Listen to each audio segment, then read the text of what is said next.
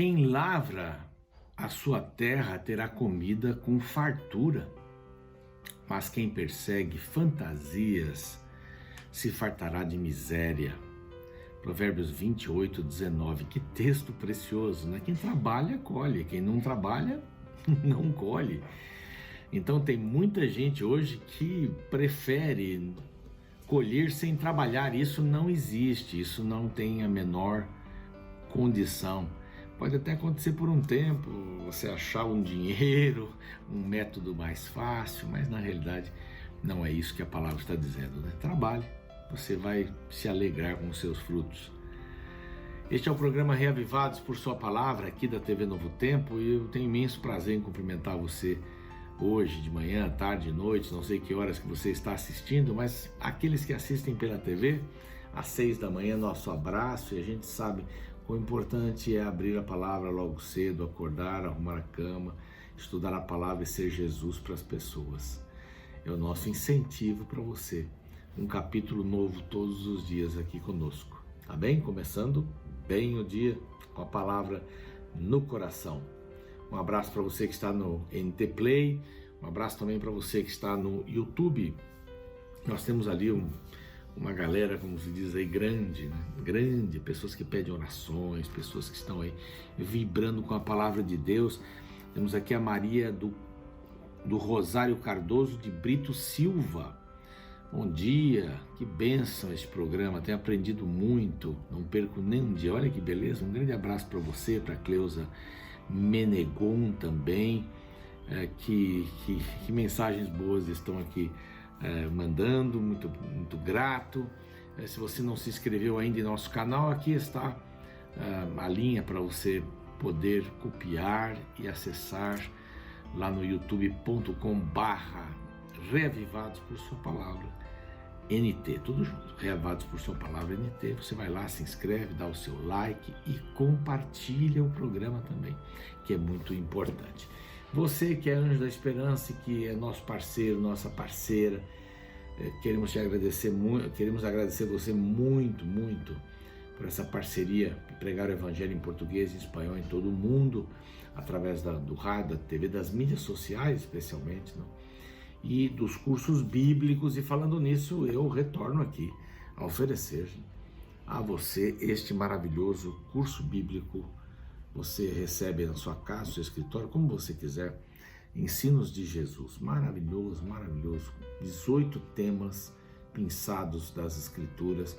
Jesus fala sobre o que Jesus disse sobre a Bíblia, a palavra, sobre a morte, sobre o sábado, sobre a igreja. Tudo você vai encontrar aqui nesses 18 capítulos. Então guarde esse número, não perca esse número de jeito nenhum, para você poder dar para os seus amigos também, para que eles estudem a palavra, certo? Bom, nós estamos aí terminando este primeiro bloco da carta aos Hebreus, né? Do capítulo 1 ao capítulo 10, onde a gente está ouvindo falar muito aqui, lendo e se inteirando que o ministério de Jesus era superior, porque havia muitos judaizantes, judeus convertidos ao cristianismo, que ainda queriam ficar lá atrás, que queriam ficar nas cerimônias, em várias delas, e que não viam Jesus com um aspecto muito positivo, né? Por isso que aqui Paulo, que achamos é o escritor de Hebreus, fala que Jesus é maior que os anjos, não tem comparação, ele é Deus, não é? Ele tem um melhor sacrifício, melhor promessa, melhor aliança, melhor sacerdócio, segundo a ordem de Melquisedeque. Já vimos aqui, interessante, os capítulos anteriores, procure lá o capítulo 7, falamos um pouquinho sobre isso, e mostrando até o capítulo 10 que Jesus é superior em tudo, nós não precisamos de outro sacrifício. A cruz foi suficiente e fazia sombra para esses sacrifícios anteriores que foram abolidos. Esses foram abolidos, né? Não os 10 mandamentos, como alguns querem colocar aqui.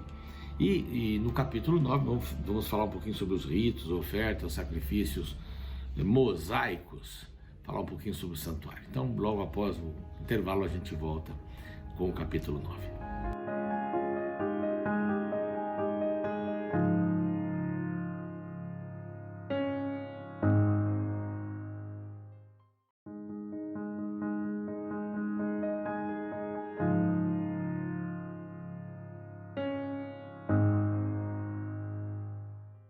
Estamos de volta com o programa Reavivados por sua palavra aqui da TV Novo Tempo, canal da Esperança. Estamos falando sobre Hebreus e agora o capítulo 9, que vai fazer umas comparações sobre o santuário, sobre os sacrifícios e mostrando que o santuário celestial é superior, né? O sacrifício que Cristo foi superior também. Vamos andar um pouquinho aqui no capítulo 9 e amanhã terminamos este primeiro bloco que fala que o ministério de Cristo foi superior. Bom, já tendo esse contexto que demos antes do intervalo, vamos lá, né? Verso 1 do capítulo 9, ora, a primeira aliança também tinha preceitos de serviços sagrados e o seu santuário terrestre. Então, preceitos de serviços sagrados, o santuário terrestre. E como é que era o santuário terrestre? Com efeito, foi preparado o tabernáculo, cuja parte anterior seria o santo. Estavam o candeeiro, a mesa, a exposição dos pães, e se chamava lugar santo. Por trás do véu, a parte posterior ali do lugar santo, estava o lugar santíssimo.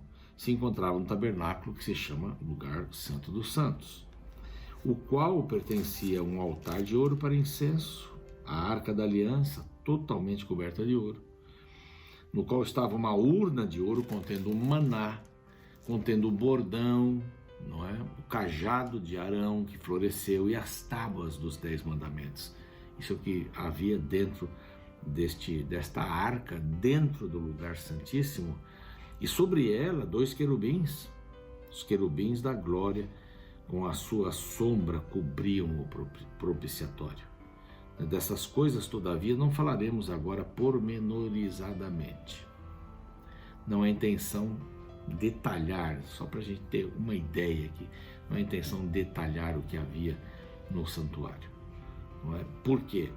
Porque viria um tabernáculo maior. Não é? O que se encontrava na lei cerimonial era este, não é? Que não vai ser mencionado. Verso 6, ora, depois de tudo isto, assim preparado, continuamente entram no primeiro tabernáculo os sacerdotes para realizar os serviços. Mas no segundo, o sumo sacerdote, ele sozinho, uma vez por ano, não sem sangue, com sangue, que oferece por si, pelos pecadores e pelos pecados de ignorância. Então, aqui, nesses poucos versos aqui, uma recapitulação que havia no santo, no santíssimo. No santo, todos os dias acontecia algum tipo de sacrifício, uma aguinha aqui. No santo acontecia o sacrifício diário, né, pelos próprios sacerdotes e também pelo povo, mas no Santíssimo o sacerdote entrava uma vez por ano, com sangue também, e aqui ele já vai dando essa introdução, que o sangue derramado por Cristo foi maior e foi suficiente. Já vamos ver isso daqui.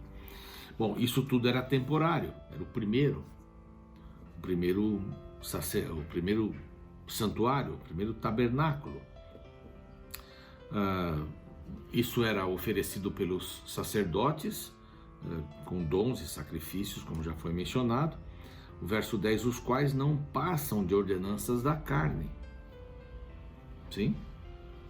Eram humanas, eram um símbolo daquilo que aconteceria com o próprio Senhor Jesus, Deus encarnado.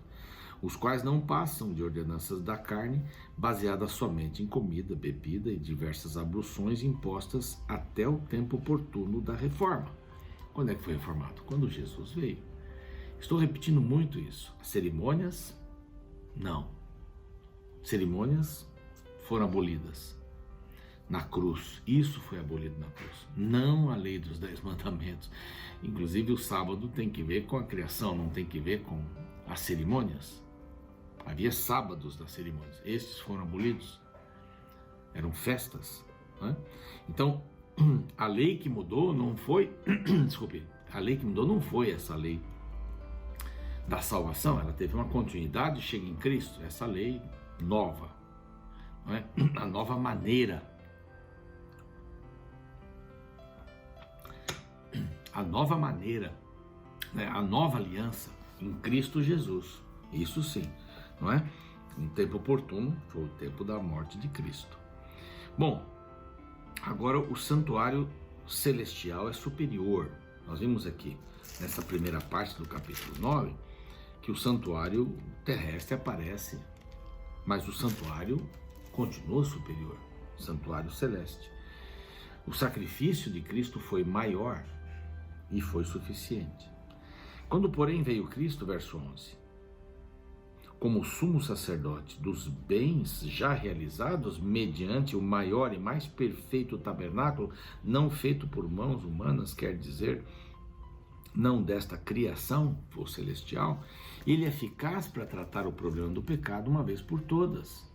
E aí vem o verso 12, não por meio de sangue de bodes, de bezerros, mas pelo próprio sangue, seu próprio sangue, entrou no Santo dos Santos uma vez por todas, tendo obtido eterna redenção.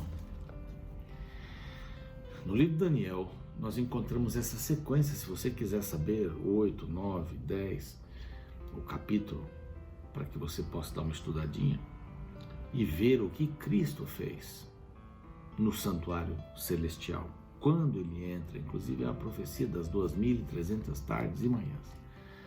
Não é? Ali tem tudo, eu não vou entrar nesses detalhes, senão o tempo não vai dar aqui, né? Mas, uma vez por todas, tendo obtido eterna redenção. Portanto, se o sangue de bodes, de touros e a cinza de uma ovelha, aspergidos sobre os contaminados, os santificam, quanto à purificação na carne, muito mais o sangue de Cristo, que pelo Espírito Eterno a si mesmo se ofereceu sem mácula a Deus, purificará a nossa consciência das obras mortas para vivermos em Cristo. Por isso, ele é o mediador da nova aliança, por causa do seu sangue derramado. Quando a gente fala por aí que o sangue de Cristo tem poder, e tem muita gente que exagera nisso, não é? O sangue de Cristo tem poder. Ponto. Ele é superior a qualquer sangue de animais e bodes e cinzas que eram jogados sobre os outros para santificar. O santuário, quando foi santificado, foi aspergido sangue sobre todos os elementos para purificar.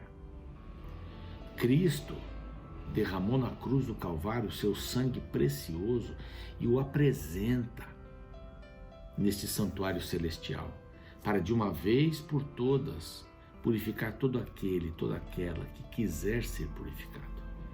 Então, não está nas mãos de Deus mais, entenda o que eu vou dizer aqui agora, a salvação, ela já foi feita. Quer dizer, está nas mãos de Deus, mas não depende de Deus você aceitar o eu. Não depende. Nós temos que tomar essa decisão e aceitarmos com o nosso coração, com a nossa vida. Tomarmos essa decisão fundamental para a nossa existência e nos apropriarmos do sangue de Cristo.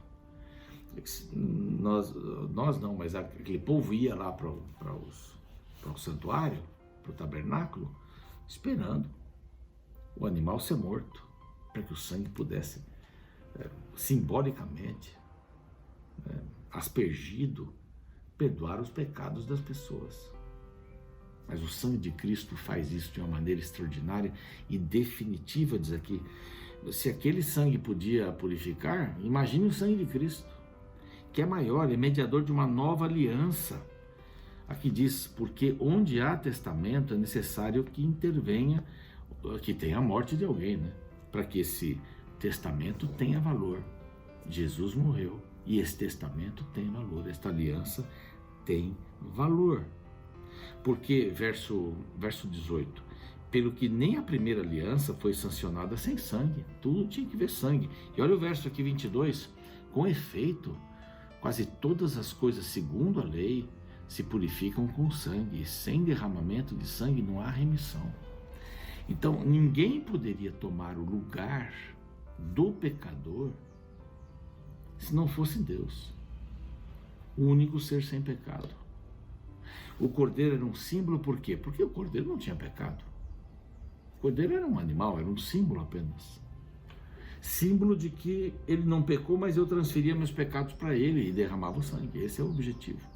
Lá no Éden, quando isso aconteceu pela primeira vez, imagine só a tristeza de Adão e Eva ao verem aquela ovelhinha que eles deram o nome, inclusive, sendo morta. Dizem, mas Senhor, ela não tem culpa nenhuma. Exatamente isso.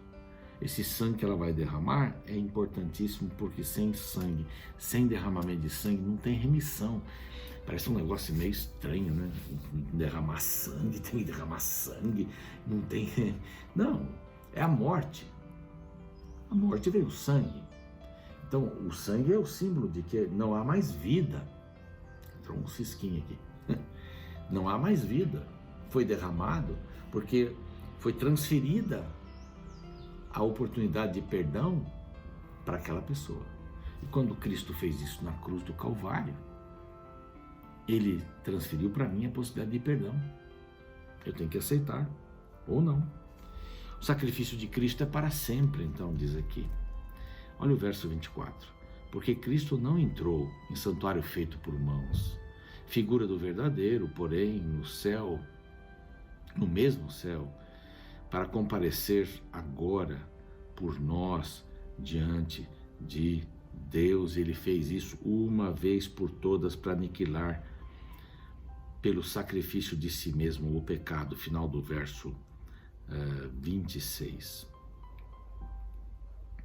Nem ainda para se oferecer a si muitas vezes, não precisava, uma vez só.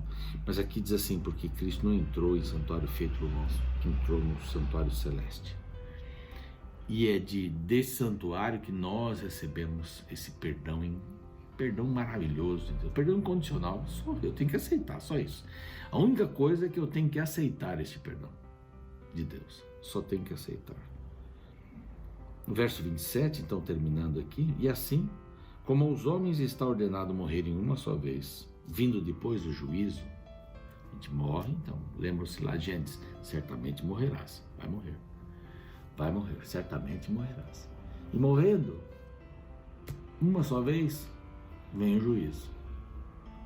Não tem outra situação, a gente não vai para um lugar para melhorar e depois vai para outro e vai para o céu, não, a Bíblia diz, morreu é um sono, Jesus volta, ele acorda as pessoas. As primeiras são as que morreram em Cristo, depois as outras, depois de um período, as outras que não morreram em Cristo, mas vem o juízo. O vinde benditos ou apartai-vos de mim, conforme diz Mateus. Então, assim como aos homens está ordenado morrerem só uma vez depois disso o juízo, assim também Cristo, tendo se oferecido uma vez para sempre para tirar os pecados de muitos, aparecerá segunda vez sem pecado aos que o aguardam para a salvação. E termina ainda com essa visão da volta de Jesus. Não é lindo isso? Meu querido, minha querida, você pode ter o perdão de Cristo, por mais profundo que você tenha ido nessa questão do pecado, por mais baixo que você tenha descido, não importa, não importa. Importa o que Cristo fez por você na cruz. Importa que esses pecados sejam lavados pelo sangue de Cristo. Só isso. Aceitá-lo como Salvador pessoal. Isso não quer dizer hoje que você o aceita como seu Salvador pessoal, se é que você não fez isso, ou quer confirmar isso na sua vida? Então vamos orar. Pai querido, primeiro nós queremos te aceitar como Salvador pessoal. O seu sangue foi derramado na cruz do Calvário uma vez por todas. O Senhor é o sacrifício poderoso, único, maior, superior. Nós não precisamos de nenhum outro método para a salvação a não ser esse, que foi a morte na cruz, a morte que nos dá a graça, que mostra a graça, que nos dá o perdão para o pecado, que indica a misericórdia. Que o teu Santo Espírito esteja vivendo em nossa vida, Pai. Nós queremos aceitar-te, queremos voltar para Cristo, se porventura estejamos longe dele, queremos confirmar nossa fé. Ajuda-nos para que essa sequência possa ser desenvolvida em nossa vida, em nome de Jesus. Amém. O programa continua, eu fico por aqui. Espero você amanhã. Um abraço. A primeira transfusão de sangue humano é atribuída a James Blundell em 1818, que após realizar com sucesso experimentos em animais, transfundiu sangue humano em uma mulher com hemorragia pós-parto. Uma pessoa adulta tem em média 5 litros de sangue em seu organismo. Quando o corpo, por algum motivo, começa a perder muito sangue, o coração começa a parar e o oxigênio deixa de circular, acontecendo o choque hipovolêmico. Todo ser vivo sabe que necessita de sangue para viver.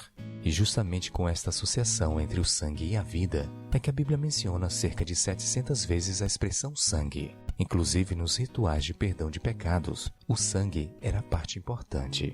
No livro de Hebreus, Paulo fala do sangue divino que foi derramado para salvar os seres humanos. No capítulo 9, a partir do verso 11, lemos: Quando, porém, veio Cristo como sumo sacerdote dos bens já realizados, mediante o maior e mais perfeito tabernáculo, não feito por mãos, quer dizer, não desta criação, não por meio de sangue de bodes e bezerros, mas pelo seu próprio sangue, entrou no Santo dos Santos uma vez por todas, tendo obtido eterna redenção.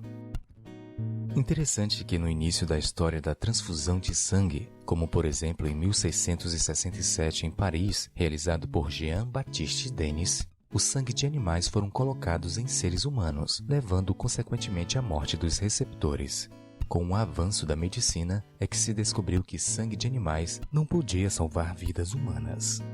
Transportando este mesmo princípio para a vida espiritual, Paulo fala da superioridade do sangue de Cristo em relação ao sangue de animais. O apóstolo desejava mostrar aos seus destinatários que eles precisavam deixar a religião baseada no sangue de animais para se apegar à salvação derivada do sangue do Cordeiro de Deus. E sabe, hoje em dia, quando alguém se acidenta e perde muito sangue, é necessário receber transfusão de sangue para sobreviver. De certa forma, todos nós nos acidentamos nos caminhos desta vida e estamos padecendo à beira da morte. E para nossa salvação, precisamos não de sangue de animais, nem de sangue humano. Somente o sangue de Cristo é capaz de nos livrar da morte eterna.